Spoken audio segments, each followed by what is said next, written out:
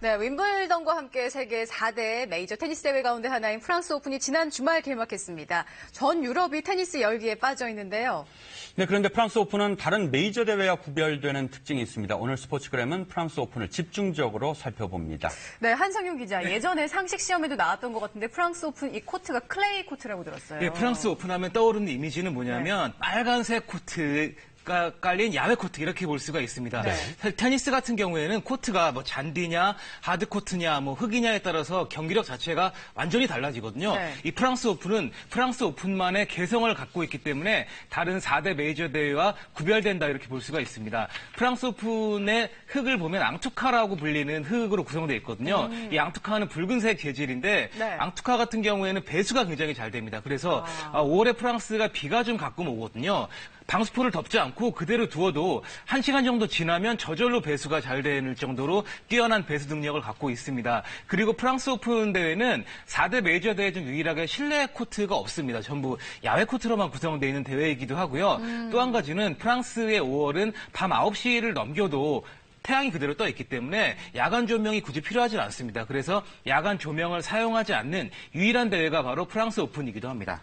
자, 클레이 코트에서 경기를 하면 어떤 특징과 특성들이 좀 있을까요? 일단은 공의 속도가 굉장히 느려지거든요. 그래서 다른 코트에서는 받을 수 없는 공도 클레이 코트에서는 받을 수 있는 경우가 굉장히 많습니다. 네. 결국은 랠리가 길어진다는 것이거든요. 랠리가 20번 이상 진행되는 경우가 굉장히 많기 때문에 체력이 강한 선수에게 절대적으로 유리한 대회다 이렇게 볼 수가 있겠습니다. 사실은 잔디 코트나 하드 코트는 굉장히 속도가 빠르고 낮게 깔리는 경향이 있습니다. 그런데 네. 클레이 코트 같은 경우에는 스피드는 줄어들고 바운드는 굉장히 높게 치거든요. 수비하기가 굉장히 좋습니다. 또 서브가 강한 선수에게 상대적으로 불리할 수밖에 없는데요. 특히 서브 앤 발리라고 해서 공격적인 테니스를 하는 선수에게는 굉장히 불리한 대회가 바로 이 프랑스 오픈이다 이렇게 볼 수가 있습니다. 그래서 그런가 봐요. 세계적인 선수들도 유독 프랑스 오픈에서만 우승 못한 선수들이 많다면서요. 이 4대 메이저 대회를 우승하는 것을 그랜드슬램이라고 이야기를 하는데 그랜드슬램을 달성하지 못한 경우는 대부분 프랑스 오픈의 벽에 걸려서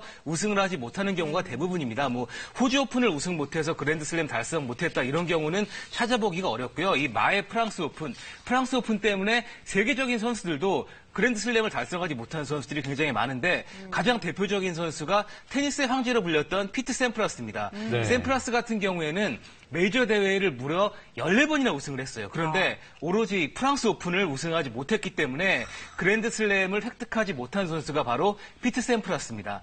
보리스 베커 같은 경우도 마찬가지고요. 서브가 강하기로 유명했던 지미 쿠너스 같은 경우도 마찬가지입니다. 여기에 현재 테니스 황제라고 불리는 로저 페더러는 17번 우승을 했는데 프랑스 오픈 우승은 단 한 번이에요.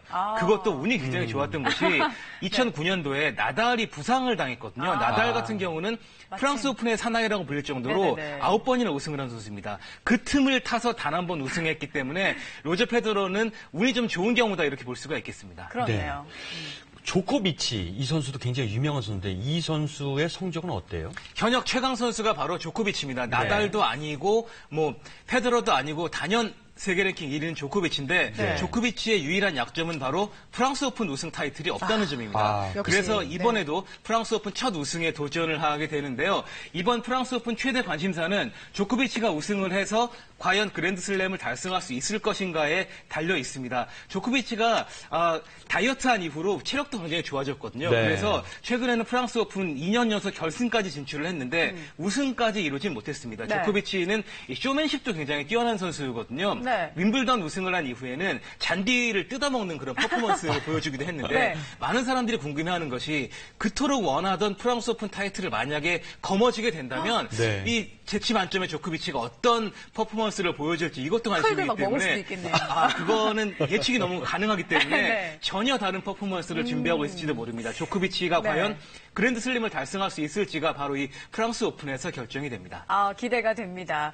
또 이 프랑스 오픈만의 또 다른 특징으로는 심판들이 모두 불어를 사용한다는 점이 있죠. 예, 테니스는 심판이 점수를 불러주는 종목입니다. 자세히 들어보면은 심판이 일일이 콜을 하는 것을 알 수가 있는데요. 우리나라에서 테니스 대회를 할 때도 영어를 사용합니다. 예를 들어서 뭐 15올이라든지 이런 식으로 심판들이 콜을 하는데 프랑스 오픈만은 모든 용어를 불어로 사용하는 것도 다른 메이저 대회와 차별화되는 그런 특징이다 이렇게 볼 수가 있겠습니다. 일단은 테니스 용어에서 가장 유명한 것이 바로 듀스인데요. 네. 듀스는 40대 40이고 두 번을 더 이겨야 되죠. 그런데 프랑스 오픈에서는 듀스 대신 에갈리떼라는 평등이라는 뜻의 용어를 사용을 하고요. 네. 프랑스 오픈 같은 경우는 뭐 심판이 조용히 해달라 이런 말도 전부 불어로만 하기 때문에 최소한의 불어를 모른다면 프랑스 오픈에서는 심판도 할 수 없는 그런 대회다 이렇게 볼 수가 있습니다. 그렇군요. 자, 오늘 말씀 고맙습니다.